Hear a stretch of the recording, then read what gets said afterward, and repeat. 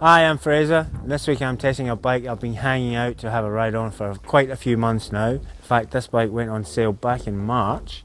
We've only just now got it to test at the start of August. It is, as you can see, Ducati's new Diavel.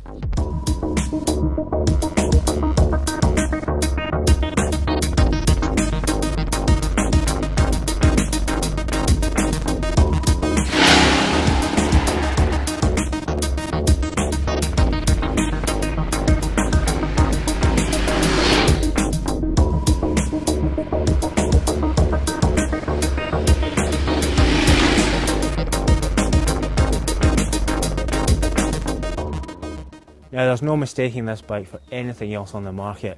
It was in fact designed by a Dutchman called Bart, and you have to wonder what was he smoking. But for me, the detail on this bike is second to none. There's some really neat styling touches that I really like. This big front end here, it's got a really masculine, almost Judge Dredd feel about it.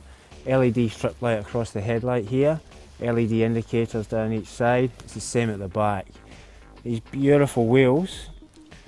Black forks, belly pan, carbon detail, it just sings "look at me." Now these styling details, they're throughout the whole bike, and they all add up to a stunning machine. The mirrors, for instance, the shape of them matches the master cylinder caps. The foot pegs are spear shaped, that's echoed in the fuel cap. These two big trumpet exhausts here on one side of the bike. Big old 240 section tyre, which is on a gorgeous black and silver wheel. And of course the single-sided swing arm so you can see it all. It really is an imposing looking bike, and there's nothing else out there that just comes anywhere near it.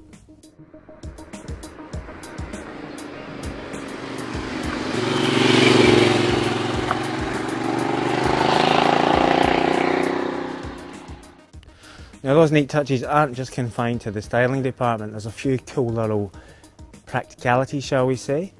There is no key holder in the front here because all you need is this here in your pocket. It has a proximity thing, come up, push the on off button above the little LCD screen here, and you're good to go.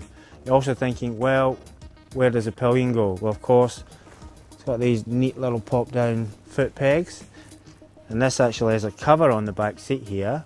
And check this out, put this under here,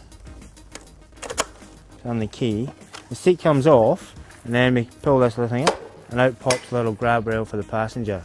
Now at the heart of the Diavel is Ducati's well established 1098cc 90 degree liquid cooled V-twin. Originally found in the 1198 and the 1098R superbikes, it's since been found in the new Multistrada which came out last year.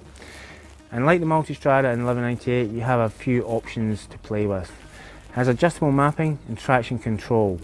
Now, these are changed by a button on the handlebars. And there's three options. You've got Sport, Touring and Urban. Now you can customise each option to your own liking. In this particular instance, Urban is set up for 100 horsepower, but the traction control is set at number 5. Now, Touring mode, well, that changes the horsepower to the full 162 with a lower throttle response, and traction control, which comes down to number 3. Sport mode, well, you get the full 162 horsepower, instant throttle response, traction control is its minimum, number 1. And I can tell you, the performance on this bike is just outstanding. It's almost as quick off the mark as the superbike itself. It really is a thrilling engine. The sound of it is fantastic. It's got that bar on the overrun, it pops and it farts, and it really is the classic Ducati V-twin. However, if you're a fan of the dry clutch, well, you might not like it as much because this one has a 6-speed box with a wet multi-plate clutch. It doesn't have that digga digga digga of your traditional air-cooled Ducatis. But I'm not complaining.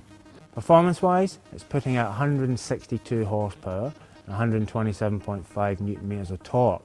Now that's not maybe as much as say a VMAX, which is the only thing that's comparable to the Diavel, but more importantly, it's quite a bit lighter than the VMAX. We weighed this at 236 kilograms, the VMAX is 312. So the power to weight figure is actually better than the VMAX, and it's almost as good as a superbike. It's something like 0.69 horsepower per kilogram.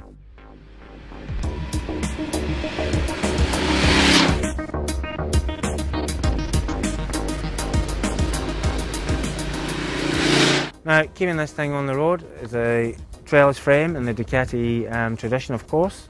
Up front we've got a pair of fully adjustable Marzocchi forks. They're 50mm, so they're quite beefy.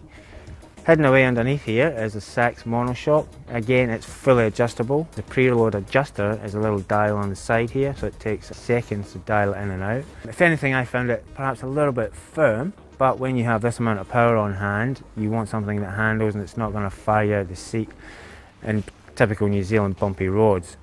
Bringing it all to a halt is a pair of 320mm discs on the front. They've got radial Brembo calipers, 4-pot, with ABS, and a 265mm disc on the back with 2-piston calipers. They're quite vicious, they're really good, and they're just what you need on a bike that's, let's face it, capable of 250 km an hour easy.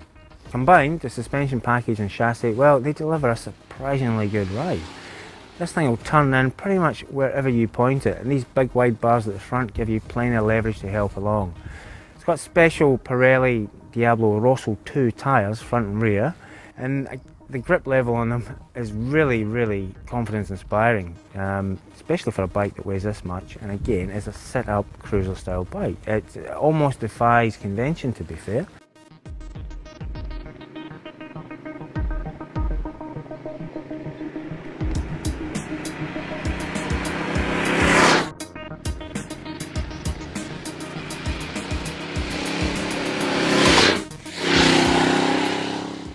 Now, is there anything I don't like about this bike? To be honest, not much, if anything really. I love the seating position, I love the sound of it, I love the power from the engine, the power of the brakes, the handling, even the mirrors actually work. A couple of tiny niggles. One is that the start button is a bit tight to get your finger in underneath the instrument binnacle, especially when you've got gloves on. And the only other thing that I can find fault with is the fact that there's no fuel gauge. It does average around about 6.7 litres per 100 the way we've been riding it, and that could be better, but to be fair, it's been an awful lot of fun getting there.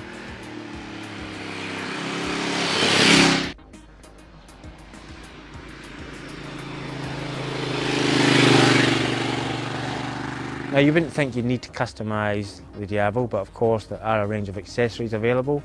More carbon fibre, of course you can get a hugger, carbon fibre cans which are half the size, which means you can see this back wheel in its entirety, absolutely lovely.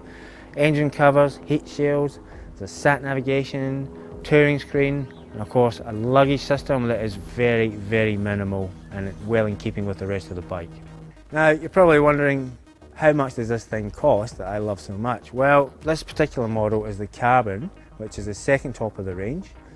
It is $36,790. The base model, which doesn't have the acres of carbon fibre all over it, well, that's $29,690. There is one above it, which is the pick of the bunch as far as I'm concerned in terms of looks. It's $37,290. Now, that sounds like a lot of money, but comparable bikes are the VMAX, well, it's about $35.5. So you're kind of getting good value for money, I think. And the amount of people who stare at this bike and ask, what is it?